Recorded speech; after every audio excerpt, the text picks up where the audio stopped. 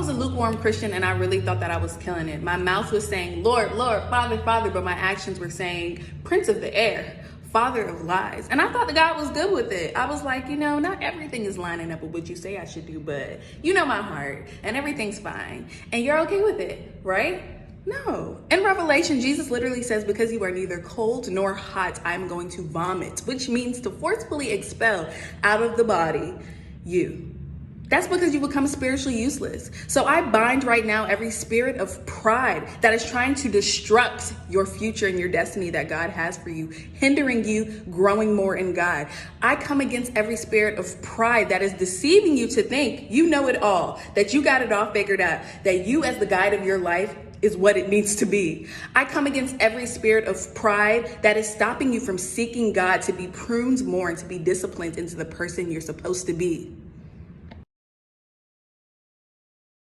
Are you in love with anybody in your life presently? Yeah, Jesus. Relax. Relax. So I heard something and I thought it was just crazy and so good. So it was about insecurities and how the enemy doesn't really care if you think you're ugly or pretty. Like ultimately his goal is to get you to hell. So why would it matter to him if you're ugly or pretty? So why does he cause us to think that way then? And it's not that he, again, cares if you think that way, but if you're thinking that way, then you're thinking about yourself and you're consuming your thoughts in the middle of conversation with people or while you're getting ready or while you're choosing what to do that day. You're making it about you and what you think about yourself, and that influences your decisions. And if you're thinking about yourself, then you're not thinking about Jesus. And ultimately, that is his goal, is to get us away from Jesus. Because if we're not thinking about Jesus, we're not thinking about love. And we're not thinking about others. And we're not thinking about serving. And we're not actually comprehending that we are here so temporarily for a purpose to take as many people to heaven, to bring heaven here. And it's not about what you look like. And the best part of this plan is, no one can stop me. This comment says Catholicism is based in the Bible. In the Catholic Catechism, it says Mary is without sin. Now tell me where you see that in the Bible. This is just one thing out of the Catechism. So please don't do this. So I wish that somebody would have told this to me when I first became a Christian, because I've been feeling like really bad about this lately. And this is something that I've been praying about lately, like a lot. And I want to share with you guys what God told me about this. But first, let me tell you what I've been feeling bad about. And that's the fact that the more that I have been learning about God, the less I feel like I actually know God. And that sounds so weird to say.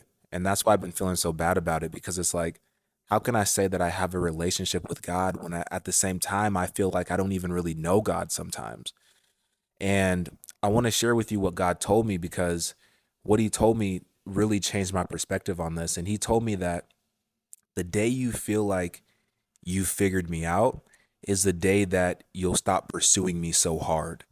So don't feel bad about feeling like you don't know me, because that's just even more reason for you to go deeper and to pursue me even harder. So I don't know if anyone else is feeling like this as a Christian, but if you are feeling like this as a Christian, hopefully this helps you. And if anyone else has been feeling like this, what has God been telling you about this feeling? Let me know in the comments. Yeah, let me know. To be completely honest, I never asked my children if they wanted to accept Christ. I mean, having been born to Christian parents, what were they possibly going to say? They knew exactly how I felt. And so I always told them that the decision of salvation was something between them and God and had nothing to do with me. They were very much like Nicodemus, highly trained in scriptures and in holy living, but that final step forward in faith, that's a completely different thing.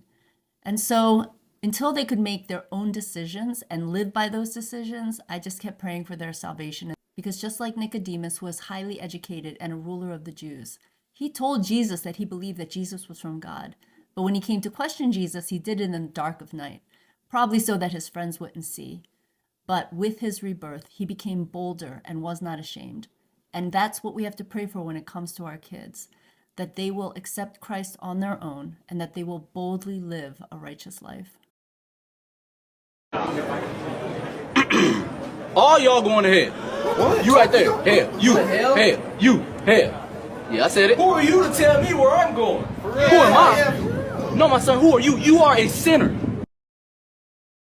Here's a 30-second devotional if you haven't spent time with Jesus yet today. Couldn't hurt. This one says, we move at such a rapid pace. Life tugs and pulls at us and we respond, sprinting toward goal after goal. What overachievers we are. The Lord never intended for us to go around the clock. He didn't design our bodies to run in Energizer Bunny mode 24/7. We can live like this for a little while, sure, but eventually something's got to give, and it's usually our health, or our emotions, or our relationships, or worst of all, our times of intimacy with God. We're created in the image of God, and He is always on the move. Still, He instigated the Sabbath for a reason, because He knows mankind's tendency to go, go, go. Sure, we have work to do. Yes, we have people to care for and souls to reach. But if we're broken down from lack of sleep or from overextending ourselves, there won't be anything to offer others. So slow down, take a breather. For that matter, take a nap, and don't apologize for it. Moments of respite are precious. The prayer to go along with that is, Lord, thank you for the reminder that you want me to rest. It's not always easy. I'm such a go-getter, but I have to confess that taking a break really feels good. Draw me away to your side for a special time of rest, I pray. Have the best day. A lot of you cis women are going to be very upset when trans women are able to carry children due to a uterus transplant. And a lot of you men might be really upset when they have to loosen up the pelvic ligaments that hold your bones together in order to accommodate the baby. Also, you might have to swap out your heart and lungs because you're going to have to accommodate the increased oxygen needs of your uterus and the fetus. You may also have to exchange your liver because your liver is not made to process all the hormones going on and all of the extra toxins being released by the new life in you.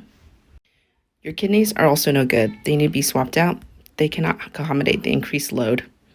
God created us male and female. We humans are fearfully and wonderfully made. So if you have an issue with your own body, connect with the Creator who designed you, who designed all of these wonderful functions. But your body is not made to bring forth life in your womb. There are two things that Jesus says in every single encounter he has with someone caught in sexual sin. From the woman at the well, to the woman who is about to be stoned for adultery, to you maybe when you're struggling with porn or hooking up with people, he would say these very two things to you as well. He approaches these people in the Bible, and the first thing he does, his primary foot forward, is to show them his grace and his love, and that his grace is bigger than their sin. That's the first thing he does. And we often as Christians get this backwards and feel shame or shame others. But the first thing he does is he shows grace. And the second thing, which is equally important, is he says, now go and leave your life of sin.